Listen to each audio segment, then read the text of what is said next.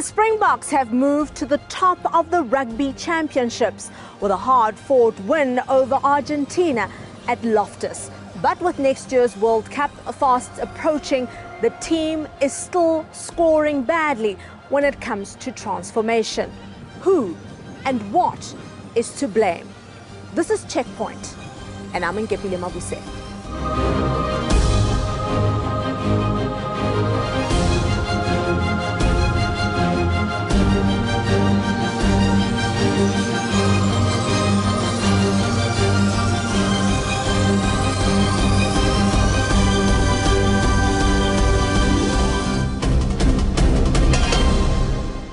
It was 19 years ago that the Springboks first lifted the William Webb Ellis Cup here in Johannesburg, a feat they repeated in Paris in 2007. In 1995, the only player of colour on the pitch was Chester Williams. In 2007, they had two.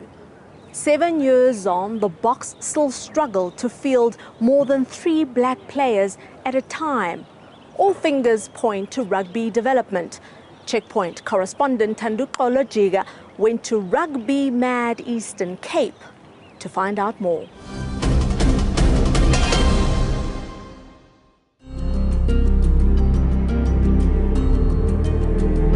The unifying moments of the 1995 Rugby World Cup final are a warm but very distant memory.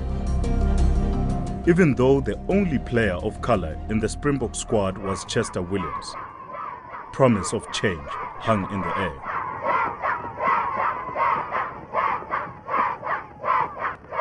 Movies have since been made of the politics that led up to that final at Ellis Park 19 years ago. I reckon you're up. What am I supposed to do? What you do best. Let rip. Who here knows the rules of rugby? Me. What is it? You hit another player when the ref is not shooting. No. The first rule of rugby is you can only pass the ball backwards or sideways. All right? Can we practice that? Yeah. All right. Form a line. Let's go, boys. 3. Rugby was to be a catalyst for reconciliation and transformation, following bitter years of isolation and apartheid in sport. But if Invictus 2 were to be made, the score might be a little different. White Springboks since 1995, 182. Players of colour, 56. I do think it's quite shocking. You know, we're going to go to the World Cup next year. If we're lucky, we'll have 2 South Africans in the team. Rugby writer Liz McGregor thinks part of the problem lies in what's happening at schools. 41% of Springboks produced since 1992 come from a total of 40 schools. And all those schools are former Model C schools or private schools. And demographically, they're in white areas. Here in Zwide, in Port Elizabeth, rugby is what gets this young man out of bed in the mornings.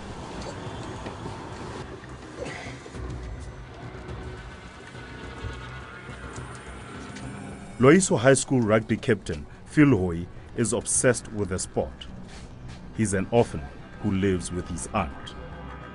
Ufili indlela ayiqalise ngayo ibhola ude ayibukele nase-TV nasebaleni andifuni angayi kayinto yoba nalapha endlini ndithi noba bendizamthuma into ndiqomba into yoba mandiye ningabi samthuma othetha ngebhola ngoba laa bhola mntasekhaya indonwabisa nam ngaphakathi. Ithemba lami ngaske aphumelele afane nabanye abantwana. Amaphupha wam ingaske le nto ndiyicingayo ngaye ibe njalo, ingaske aphumelele nezinto endizibawelayo ngenye imini ndenzelwe nguye ukuba ndisaphila. Ithemba lami lithi ndaphumelela if ndinobambelele erabhini.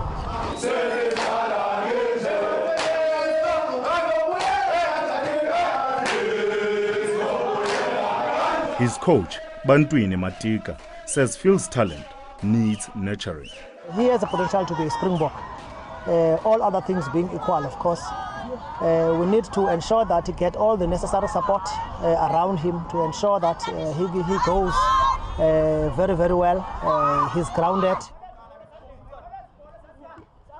But with limited resources and support, Phil can only try his best. Huge challenges, normal challenges, lack of infrastructure, technical support is not available in terms of the scrummaging machines. The gyms conditioning is a huge problem. Nutrition is a bad issue because levels of poverty are very high. Unemployment levels in the township in these schools, because this school is a no-fee school, therefore the kids are from very poor families. So nutrition, conditioning are those key issues for me.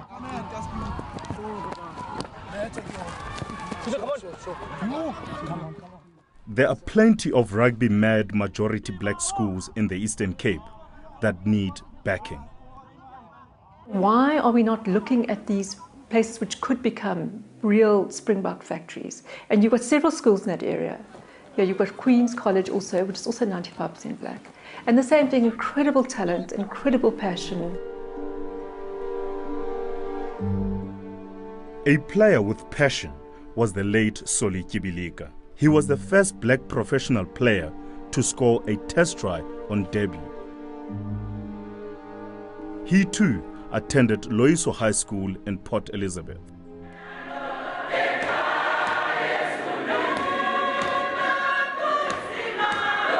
Killed in a pub brawl in 2011. At his funeral, Sports Minister Fikile Mbalula promised to make rugby live on in the Eastern Cape.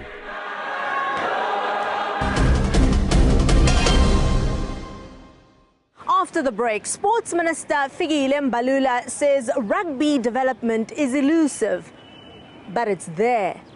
What exactly does he mean?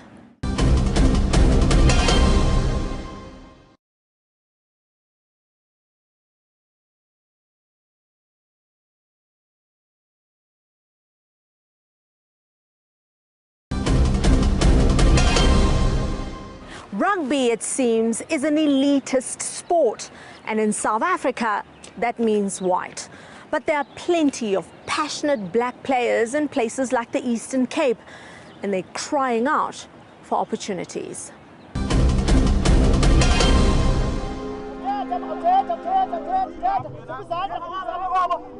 Without support at school level, it's going to be a struggle for Loiso High to find talent like old boy Soli Kibilika.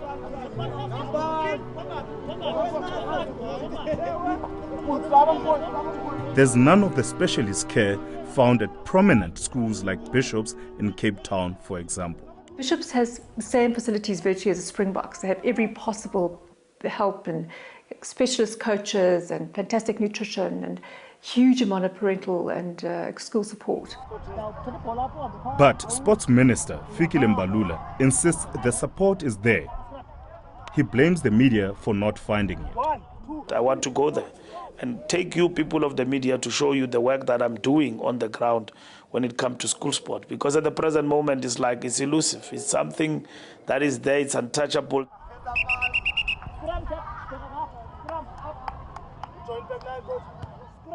It's not elusive only to the press. Coach Bantwini says his experience of government support is in words only. He is a former rugby captain at Loiso High School and former head coach and sports manager at Fort Hare University. Black children in the township are not given any opportunity. This is the home of African rugby, Port Elizabeth. It's the home of African rugby, but the situation is like this. We can't anymore accept this. Something has got to be done. Bantwini is completely fed up with SA Rugby. South African Rugby is a very, very racist organization managed by black people. It's a classical case of institutional racism. Black people are in charge, but the systems don't accept black people. You just don't get kids being properly trained, and they not being given a chance to show their talent and to develop. When pressed on the issue, the minister blamed his predecessors and municipalities, whom he said diverted funds meant for sports development. He insists that if he controlled the budget for school sports, change would be visible. I need to get a full commitment, resource-wise, from my counterparts in terms of the Department of Finance, on the project planning going forward. In terms of infrastructure, I need full commitment from basic education. We want facilities, we want the field there. I have to go and beg some municipality They don't deliver these guys. Some of them, they ask me to go and deliver facilities to their municipalities. They don't have budget. And I think there's some sort of conflict between them as to who's responsible.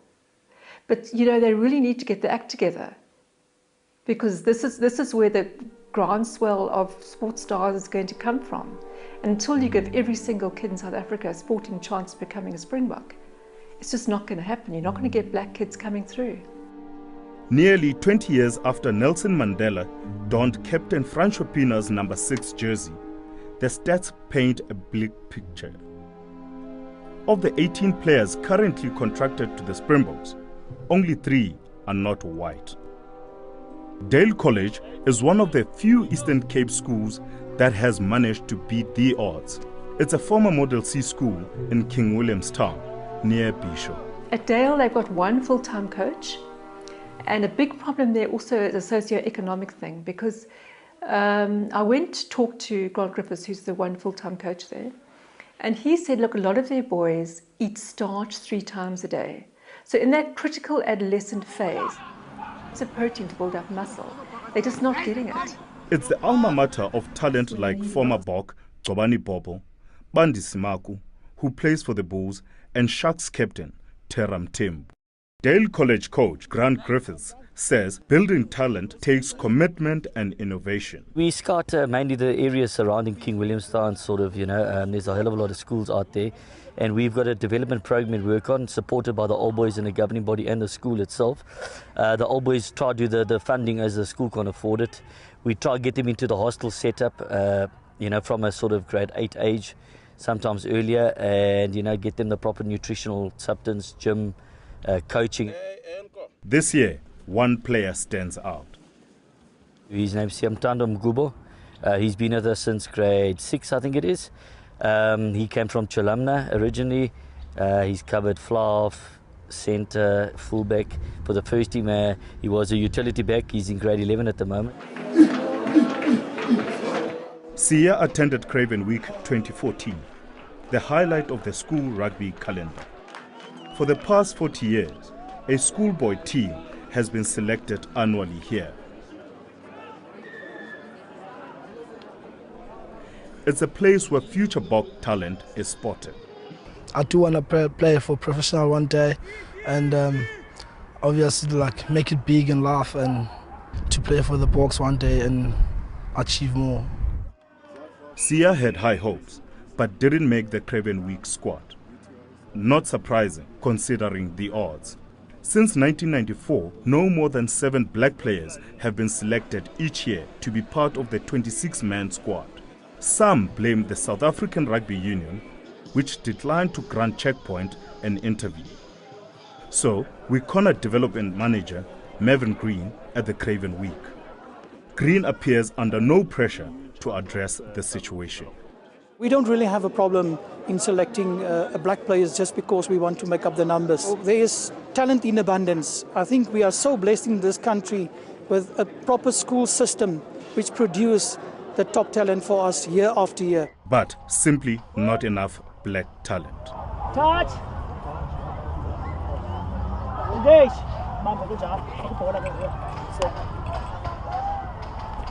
Loiso High School coach Bantwini says provincial unions should also shoulder some blame.